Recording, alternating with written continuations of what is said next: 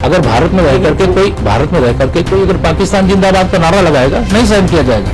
जिसको करना है वो करेगा। वहाँ कोई नरसंहार की तो बात नहीं, यहाँ भी कोई नरसंहार की बात नहीं होती। आज चुनाव को लेकर के आए, आप चुनाव को लेकर के आए कि आप दूसरे विषय को लेकर के आए, मैं बात नहीं करता आपसे। नहीं, हम लोग इलेक्शन से बात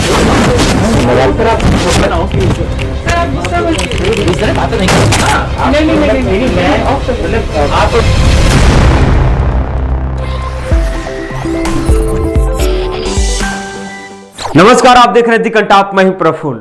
आपने नायक मूवी देखा ही होगा। जब उसमें अनिल कपूर अमरीश पुरी का इंटरव्यू करते हैं तो उस समय मुख्यमंत्री जब पत्रकार के सवाल से परेशान हो जाते हैं तो क्या करते हैं, आनन फानन में कैमरा बंद करने का आदेश देते हैं। अपने सिक्योरिटी को बुलाते हैं, अपने सेक्रेटरी को बुलाते हैं कि कैमरा बंद कराओ, इंटरव्यू खत्म कराओ। उसके बाद उनके सचिव महोदय चप्पल दिखाना शुरू कर देते हैं। यही हाल उत्तर प्रदेश में हुआ।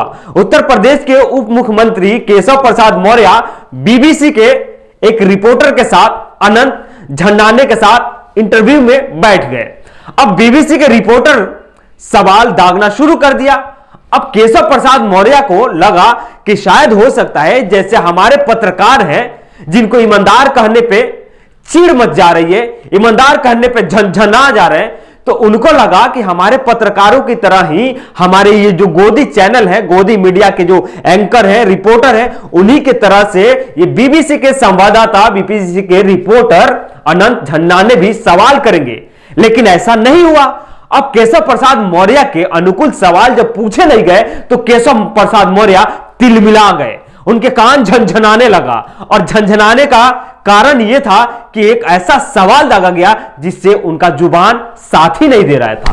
अब उन्होंने अपने ही सचिव को, वहां पे अपने सुरक्षा गार्ड को बुलाया और आनन फानन में अपने जैकेट से माइक निकाल के फेंक दिया। हम आपके साथ नहीं बैठेंगे, कैमरा बंद कराओ, वीडियो डिलीट कराओ। वीडियो डिलीट भी कराया गया, लेकिन वीडियो रिकवर करने में भी सफलता मिल गई। पहले केशव प्रसाद मौर्य की इस बचकानी हरकत को देखिए। ये तो वीडियोस हैं सर हरिद्वार। मैं नहीं जानता किस वीडियो की आप बात कर रहे हैं। आप सवाल जो लेकर के आए हैं, आज चुनाव को लेकर के आए, आप चुनाव को लेकर के आए कि आप दूसरे विषय को लेकर के आए? नहीं, मैं तो चुनाव की बात ही कर तो रहा हूं। आप चुनाव की बात करो। ये सब चुनाव के आसपास ही हो रही है, इर्द गिर्द नहीं, ऐसा नहीं। आप हर चीज को ऐसे मत जोड़िए। आप पत्रकार की तरह बात करिए। आप ऐसा नहीं, आप पत्रकार की तरह बात नहीं कर रहे हैं। आप जैसे किसी मतलब विशेष उसके एजेंट हो। नहीं, एजेंट कैसे? मैं बात नहीं करता आपसे। नहीं सर, नहीं। हम लोग इलेक्शन से बात सर आप गुस्सा ना हो प्लीज। सर आप गुस्सा मत कीजिए। इस तरह बातें नहीं करना। नहीं मैं मतलब आप अब केशव प्रसाद मौर्य को लगा होगा यही ना कि जैसे हमारे पत्रकार हैं, हमारे देश के पत्रकार हैं, जो भांड चाटुकार, जो रिपोर्टर है, एंकर है, वो जो सवालों का पहले से चिट्ठा बता दिया जाता है, उसी के अनुकूल सवाल पूछे जाएंगे। इसीलिए तो केशव प्रसाद मौर्य कह रहे हैं कि आप चुनावी मुद्दों से जुड़े सवाल पूछिए ना। आप किसी का एजेंट क्यों बन जा रहे हैं? आप पत्रकारों जैसे बात ही नहीं कर रहे हैं। क्योंकि हमारे वाले पत्रकार जो बात करते हैं ना कि आप आम कैसे खाते हैं, आप इतना मेहनत कैसे कर लेते हैं, आप इतना एनर्जी कहां से लाते हैं। आप हमारे पत्रकार कहते हैं कि 10 मार्च को हम मिलेंगे जिस दिन आप बहुमत में सरकार बनाएंगे। अब बीबीसी के संवाददाता, रिपोर्टर अनंत झंडाने ने यह सब बातें नहीं की। उन्होंने शुरुआत कहां से की, अब कहानी आपको हम बताते हैं। धर्म संसद से जुड़ा सवाल था हरिद्वार, और दूसरा धर्म संसद आयोजित किया जाता है आपको छत्तीसगढ़ में, जहां पे कालीचरण गांधी के बारे में आप शब्द बोलते हैं। इन सब सवालों का जखीरा केशव प्रसाद मौर्य के सामने रख दिया जाता है। अब केशव प्रसाद मौर्य इन सवालों से बचने की कोशिश करते हैं, लेकिन बीबीसी का संवाददाता इन सवालों को ही उनके सामने परोसता है। खैर, आप कैसे कैसे सवाल पूछे जाते हैं और साहब क्या करते हैं। सिलसिला की शुरुआत होती है, पूछा जाता है कि दूसरी पार्टियों के पास पैसा नहीं है कि बीजेपी की तरह वर्चुअल रैली करें। ये बीबीसी के संवाददाता ये सवाल पूछते हैं क्योंकि अखिलेश यादव ने ये बात उठाई थी। अब केशव प्रसाद मौर्य को ये सवाल अच्छा लगता है तो इसमें जवाब देते हैं कि इस बात को आप मान लीजिए कि अखिलेश यादव अपनी हार मान चुके हैं। ये अनुकूल सवाल था। उसके बाद दूसरा सवाल पूछा जाता है कि भाजपा ने अपने प्रचार में जब माफिया के खिलाफ कार्रवाई का जिक्र करती है तो वो सिर्फ अतीक अहमद, मुख्तार अंसारी और आजम खां का नाम क्यों लेती है, विकास दुबे का नाम नहीं लेती है।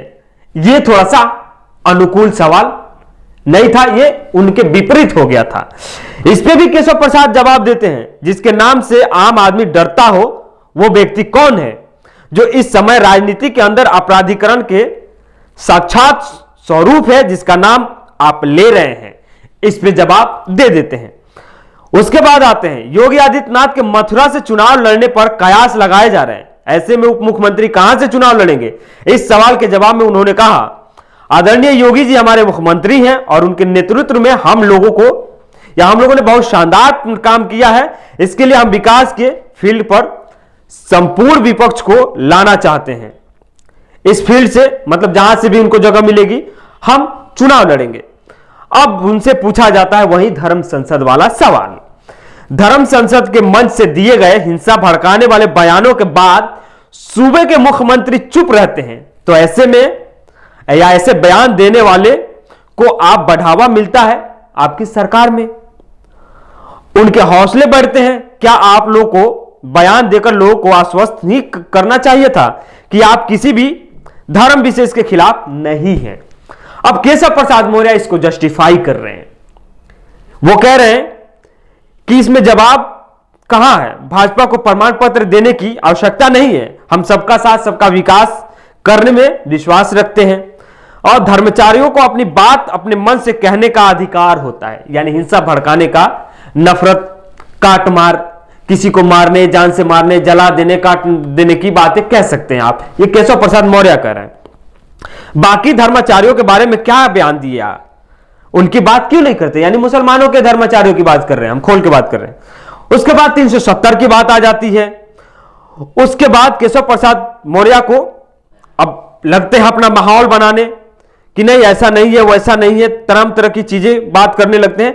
अब इसी के बाद केशव प्रसाद मौर्य तिलमिला जाते हैं, क्योंकि धर्म संसद से जुड़े सवाल पूछे जाते हैं, हिंसक बयानों से जुड़े सवाल पूछे जाते हैं। अब केशव प्रसाद मौर्य को अच्छा नहीं लगता है, इसलिए वो आनन फानन में कैमरा बंद करवा देते हैं। तो यह है हमारे देश के आज के पत्रकारों की हकीकत कि उनको आप ईमानदार कह दे तो उनको लगता है कि हमको गाली दिया जा रहा है। अगर पत्रकारों से आप तीखे सवाल पूछ दे तो वो तिलमिला जाते हैं, उनको ऐसा लगता है कि हमें अपमानित किया जाता है। क्योंकि यहां पे जो इंटरव्यू किए जाते हैं स्क्रिप्टेड होते हैं, पहले स्क्रिप्ट लिखा जाता है, सवाल लिखे जाते हैं, आपका मुद्दा तय किया जाता है, उसके बाद आपका इंटरव्यू होता है। लेकिन बीबीसी के संवाददाता ऐसा नहीं करते हैं और उनको कहीं से दलाली या किसी की चापलूसी में, किसी के सह में, किसी के संरक्षण में जीने की, जिंदगी बसर करने की कोई आवश्यकता नहीं है। इसीलिए अनंत झंडाने ने सवाल पूछा और केशव प्रसाद मौर्य तिलमिला गए।